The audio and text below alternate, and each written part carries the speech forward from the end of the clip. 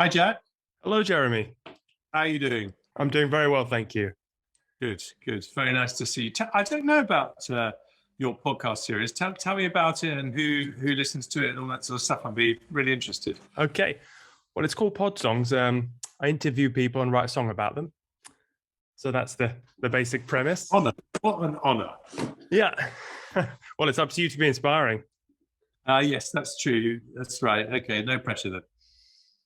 No, well, I mean, you have a lot of pressure in your job. I don't know. I was thinking about, what to ask you and what to talk about, but I guess So who are the people, which sort of people in my world have you done this for before? It's been mostly professors. Right. Yeah, a lot of Harvard professors. A lot of people who've written books because they have. I know you're working on a book. We talked about that as well. Yeah, so lots of people who've written books and want to talk about their work, which is great for me because if they've written a book, it gives me a great basis for a song. Fantastic. Okay, well look, that's all I need really. That's brilliant. Well done you though. What an original thing to do. How fantastic. So, and can we just download these songs? And do you manage to make any money from it, Jack? Because how's that sort of side of things work, or is it a hobby? Well, they're all released on Spotify, so they're released as singles. So last year I did 100 songs just by myself. 100 podcast interviews and 100 songs as well. And so, and you release both of those on Spotify, do you?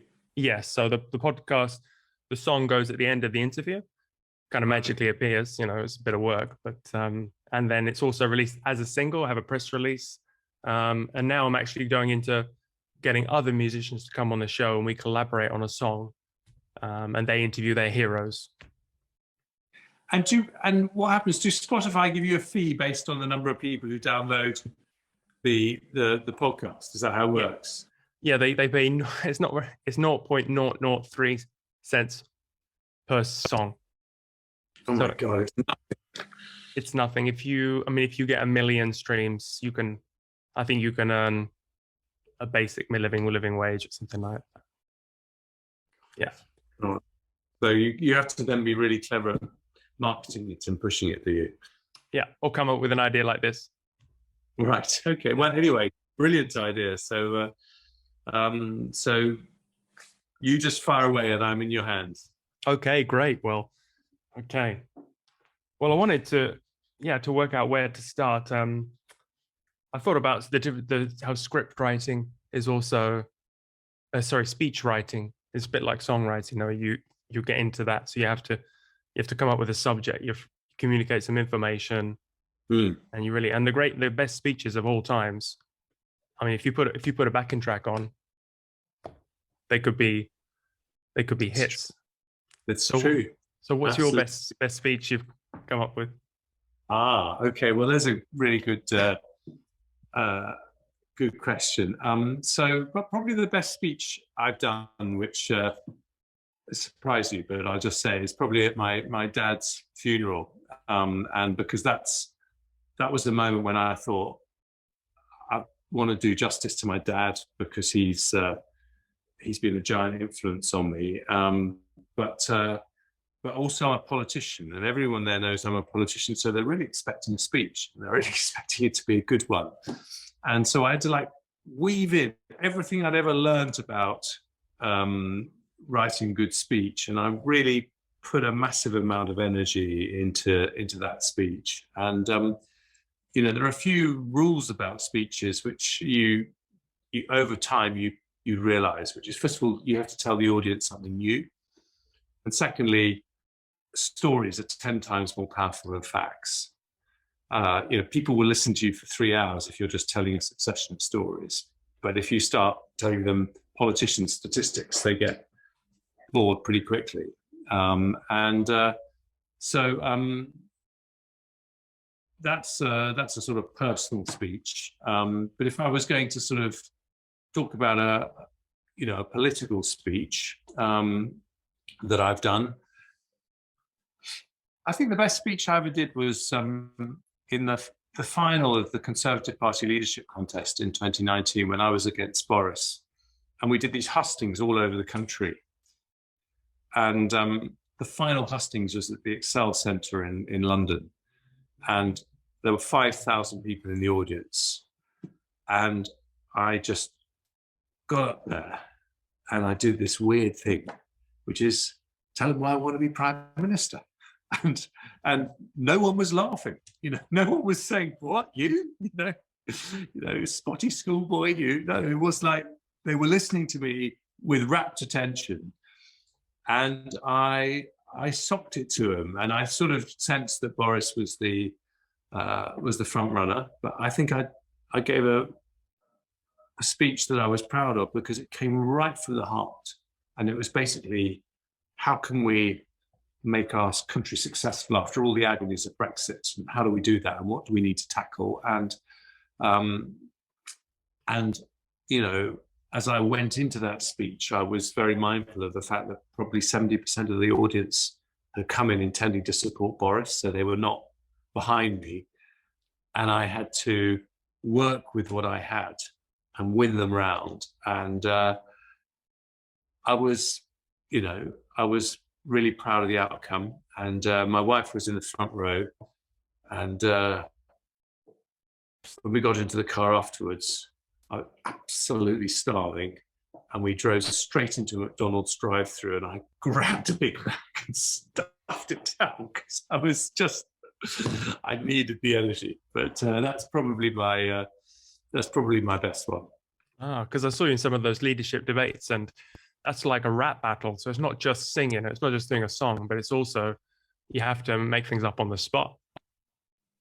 You do. You get questions that you're like, you're not really expecting. I don't know. What's your favorite film or something like that? They're in a way they're a bit predictable, but what you learn in those things is actually basically what people want in politicians is authenticity. So you just got to try and be yourself, and if people feel you're speaking from the heart, you're not trying to be a politician. And in particular, you're not trying to be all things to all men, because politicians need people to vote for them. So it's very tempting as a politician to ingratiate yourself to the audience. But that was a transition I went through myself in politics. I started off like that too. And I realized in the end, actually, of course you have to win people's support, but what people really want is someone who is willing to lead, to tell them things they might not be comfortable with and explain why. And so that was what I learned, really. One of the most difficult questions I thought you were asked from an audience member is, what do you most admire in the other person? And I was thinking, about you, what is I particularly admire, and about people in your position is that ability to discern, and you're processing vast amounts in your day-to-day job. Behind the scenes, I imagine you're sitting at this desk, you're processing vast amounts of information and making decisions under pressure, and these organizational abilities, and you're leading the leaders. And how do you discern? Because we're getting all this information about, well, it's just all been about COVID lately. So how do you take conflicting, contradicting information and decide which policy to go down or which road to take? Well, by the way, great question, Jack. And no one's ever asked that to me before. So it's really interesting. I mean, I think what you have to do, so you go into politics because you have an ideology that you broadly sign up to. In my case, the conservative, ideology, and it's, free enterprise, freedom, wanting the country to be strong and successful, but also a fair society. But you sign up to those broad principles. Then you have a problem like Ukraine.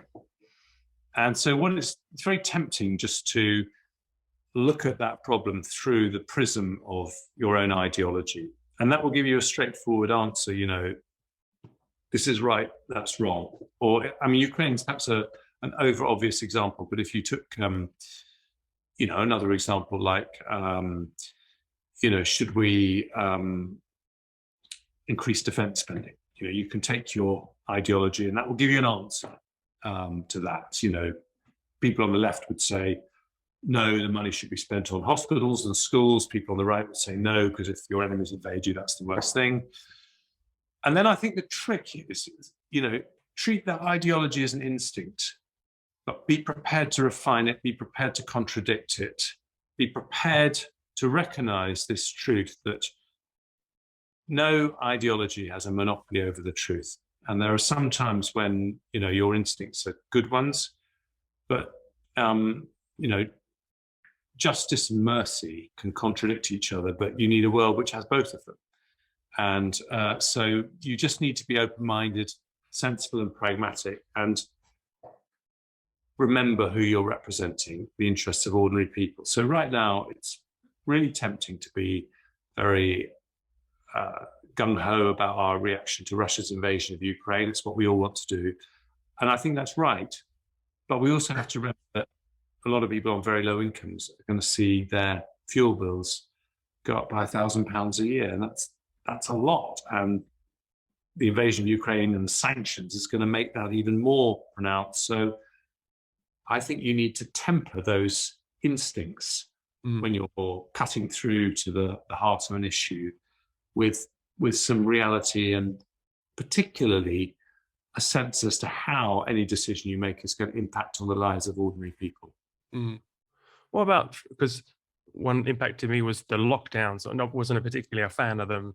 And I know you were saying it was a good policy tool and there was evidence for it. But I was reading in the Telegraph the other day that the lockdowns prevented just 0.2% of deaths. And that was from the Johns Hopkins University, which is, you've also quoted them as evidence as supporting you in another aspect of policy. So how are we as the public supposed to weigh these two conflicts? Well, I think that analysis is saying something different to what a lot of people interpret it as saying. So I don't think that analysis is saying we didn't need to stay at home. I think it's saying that people's natural reaction, stay at home and stop mixing, did 99% of the work. Right. And the actual legal requirement to stay at home wasn't particularly necessary because people did it automatically. Yeah, that was it. So I think that might be true. But the question is why we allowed ourselves to get into a situation where people had to stay at home, because there were countries like South Korea, like Taiwan, that actually managed to keep all their shops, restaurants, and offices open during that period that we were locking down, because they were able to contain the virus more successfully early on. So for me, the question is, how could we have avoided any of those negative impacts, whether it was the voluntary route, which Johns Hopkins University was praising, or whether it's more draconian lockdowns? All right, well, so take another area then, like what about drugs for treating COVID? Because there's also different doctors saying different things about different medicines. We were told to wait at home, take paracetamol, and if it goes bad, go to hospital. There are all these drugs in the world, these antivirals. Did none of them work, or? No, we've got some really good antivirals. It's just that they weren't ready in the early stages of the pandemic. They are now, and they can have a really big impact. If you take them as soon as you've got COVID, then you can reduce the likelihood that you're going to end up in hospital. So, no, they did really well. And I think one of the really interesting things is that the NHS did the world a massive favor. We discovered some of the treatments for COVID, particularly dexamethasone. That was discovered because a couple of boffins from Oxford University, they were on the back of a London bus at the start of the pandemic. And they said, you know what's going to happen now? All over the world, everyone is going to throw every single different type of medicine at COVID. And we're never going to have an idea as to which ones worked and which ones didn't, because of course, some people get better automatically. So they said, why don't we set up the world's largest clinical trial with NHS patients, and we'll just rigorously test all these medicines. And they tested the one that President Trump liked, hydroxychloroquine. And we invented in this country something called the randomized controlled trial, where you test one group and you give another group a placebo, and they don't know if they've got a drug or a placebo. And then you see which group has more people who get better. So we tried that with 40,000 NHS patients. And we found that President Trump's hydroxychloroquine was a total failure, had no impact at all on recovery from COVID. But this very, very common steroid, dexamethasone, available very cheap in every single pharmacy around the world, is dramatically successful. And that discovery saved about 1 million lives worldwide. So I feel really proud of British science, actually. We're quirky, we're different, we're odd, but, we managed to do something that really did make a massive difference. Wow. Dexamethasone was one of the drugs that Joe Rogan took, and he took this pack as soon as he got it of different medicines. But then he got really in trouble with the media for taking ivermectin. And they said it was like a drug for use against parasites in livestock, and it was on all the media and that. So, but then in September last year, that was in September, but that drug was already in trial in Oxford as well, in the principal program. And Professor Chris Butler, he said it has promising early results. It's a well-known medicine with good safety profile. It's well-known antiviral properties, and it's readily available globally. And so if the media had mentioned that part, maybe people wouldn't have been also on Joe Rogan. Yeah, no, possibly.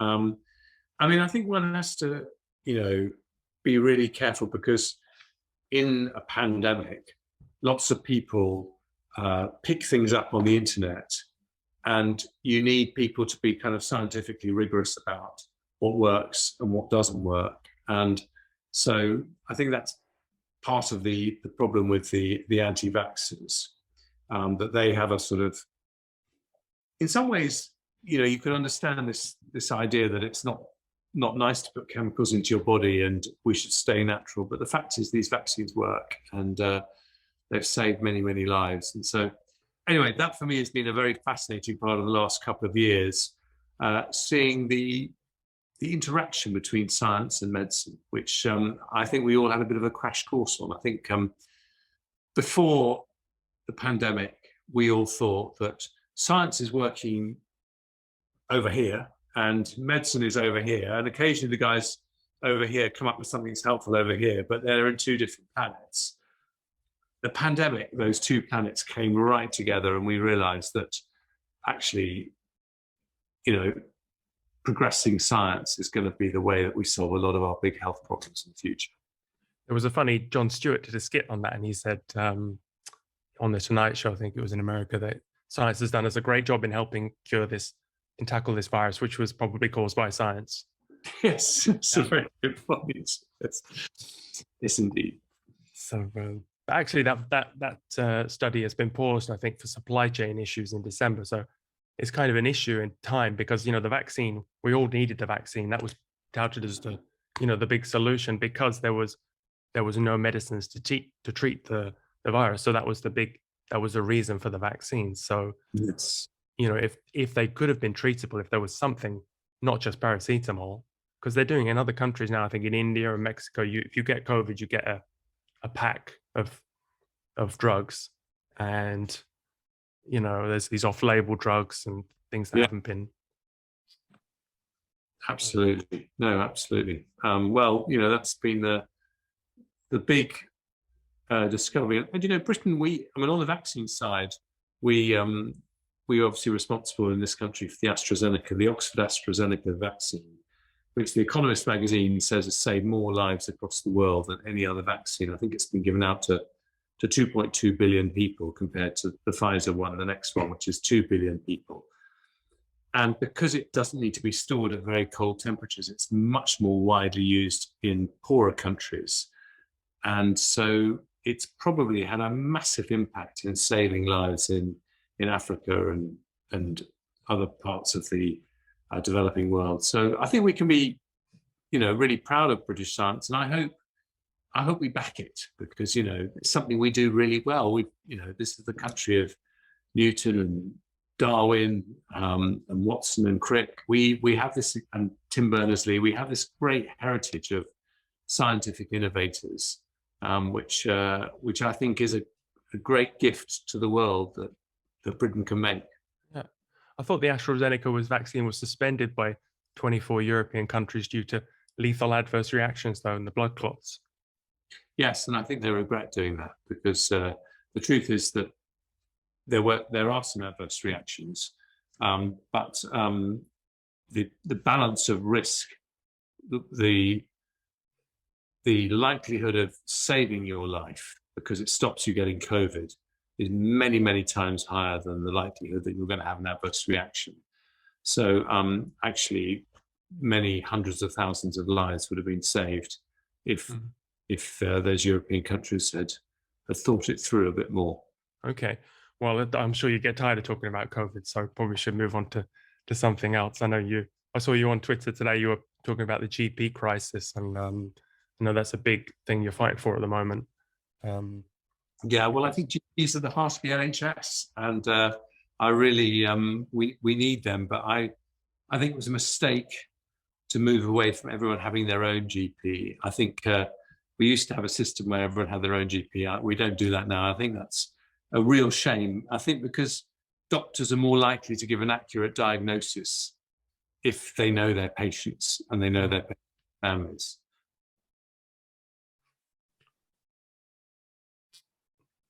Oh, I was researching also for this interview about the NHS long-term plan. My goodness, you've been doing some very I have detailed research. I'm very impressed, Jeff. Were you involved in writing that? Well, I was more than involved in writing it. I mean, it started when I was health secretary, but it wasn't finished before I moved to the Foreign Office and became Foreign Secretary when it's finished. But it was the negotiations that I did with Theresa May and Philip Hammond that said, I want a pot of money for the NHS. And we got Simon Stevens and I negotiated a £20 billion increase in the NHS budget in 2018. And it was off the back of that Simon Stevens was then able to go away and write his long-term plan. And so I feel very proud of that. One of my most important legacies from my time as health secretary. It was interesting reading. It also mentions about GPs being in integrated online teams. Do you think that the reason you need a 10-year plan, Jack, is because it actually takes 10 years to train a GP. So if you're planning for the NHS going forward, you need to think a long way ahead because you've got to work out how many doctors am I going to need in 5 years, 10 years, 15 years, 20 years, because you're going to have to start training them right away. So that's why, in healthcare, I think it really pays to think long term. And so many of them want to leave and reduce their hours per week. So there's a manpower shortage. There most certainly is. Yes, absolutely. So do you see, because it also talks about online consultancy and so more digitization. Do you think that could be something? Definitely. I think there's a lot of people who are very internet savvy who would prefer just to do a quick symptom search on an NHS app. And if they need to have a 2-minute call with a doctor, just talk to them on their phone. So that's not the same for everyone. It won't be the same for a vulnerable 80-year-old lady with dementia. But for a certain type of younger person who's, like you are, very tech savvy, that can be a brilliant thing. And people often get sick as well. They go to the GP, you got to pick up a prescription, you come home with a virus, the magazines there, and also hospitals, people get very sick in hospitals. So it could reduce. Absolutely. It could make a big difference, very big difference. Yeah, for that reason too. Also, I was going further into the long-term plan. It's very expansive. Now it talks about these healthy towns the NHS is building, and also seems to take over many areas from other government departments. Like there's these SARC centres taking over from police. There's health and safety in the workplace. They're taking over the Department of Work and Pensions. There'll be more coming into your home, taking over from social services, mental health facilities taking over from prison services. It's really expansive. It really is. And I think that's because what we've begun to realize is that two things really, is that health is central to everything. If you want to get prisoners back into the real world with a job, then you're going to have to cure their drug addiction. And so their health is going to be central to their rehabilitation. But by the same merit, if you want to stop the NHS going bankrupt, then you have to tackle problems like drug addiction at a really early age. Stop someone getting hooked on drugs before they need really expensive and complex treatment. Catch a cancer at an early stage when a tiny piece of surgery can remove a tumor, rather than at a late stage when it's a really expensive and difficult surgery. The earlier you catch illnesses, the cheaper it is to treat them, and the more likely you are to cure someone completely. So you put all that together and you say, well, if we want to be the healthiest country in the world, we've got to be the one that thinks about health in all these different areas. What happens in the home, what happens at school, what happens in the workplace, what happens on the tube, what happens in prisons, everywhere. And that, I think, was the thinking in the long-term plan. So it's really, it's using technology, but also changing the structure of hospitals. So as UTC, or urgent treatment centers, instead of locally, instead of A&Es, and more clinicians instead of doctors, more reliance on AI. So there's alcohol care teams. So if you're identified as an alcoholic, you can go into a special center. You wouldn't go to a hospital, because I know that's quite a burden on the NHS there. Maybe you have an operation in hospital, but then you wake up at home. So more zero hospital admission days. Admissions restricted to trauma, strokes, planned operations. So it's reducing the strain on the NHS. Absolutely. Well, you got it in one there, so that's the name of the game. I mean, if I give you an example, Jack, if you have a frail gentleman living in a council estate in South London, and they're healthy, they're living on their own. If you can help that person to live safely on their own, for example, put up a stair rail or put a stair lift in so that they don't fall down the stairs, they're not going to need to go to an A&E, and they're not going to take up a hospital bed for a couple of months when they recover if they break their leg. So what we've learned in modern healthcare systems, particularly when it comes to looking after older people, is that prevention is always better than cure. Better for the individual, better for the NHS, also better for the taxpayer that picks up all the bills. So it works all around. Okay. So is it be a digital first option? I think we do want to have a digital first option. I think that appeals to a lot of people. Is this with NHSX? Well, I think NHSX has been abolished, if I'm not mistaken. It was set up by Matt Hancock. I think it's been absorbed into NHS Digital. I may be wrong. That's what I think is happening. Okay. So if it's giving people, it's more, people spending more time. We want to be home if we get sick. My parents are getting older and they're worried about, end of life care and, How old are they, Jack? 77. Right. Okay. So still corpus mentis, but do you think this, so they'll be staying at home and then, but do you think this is like a new service model? I mean, or does it have to go through Parliament, or is this? Well, it doesn't just have to go through Parliament. It is going through Parliament. So we're debating at the moment something called the Health and Care Bill, which is going to allow new structures for the NHS to be set up, which will allow this kind of joined up care where prevention is better than cure. So yes, we want to make it easy for the NHS to give wraparound care to someone like your mum or your dad. So that anywhere they go in the system, people can see how they're doing on an electronic health record, follow what medicines they've been given, the conversations they've had with other doctors, all that kind of thing. Just to let you know, I'm going to have to go in a few minutes' time. But okay, all right. Well, thank you very much. I mean, this has been great. I mean, I've just had these worries also about the corporations coming in too much there. It could be Amazon delivering your medication. It could be kind of like a kind of privatization, and these service providers come in, and Microsoft, and I know Bill Gates wants to be the global health czar and look after us all. Well, these corporations have a big role because they're at the cutting edge of new technology.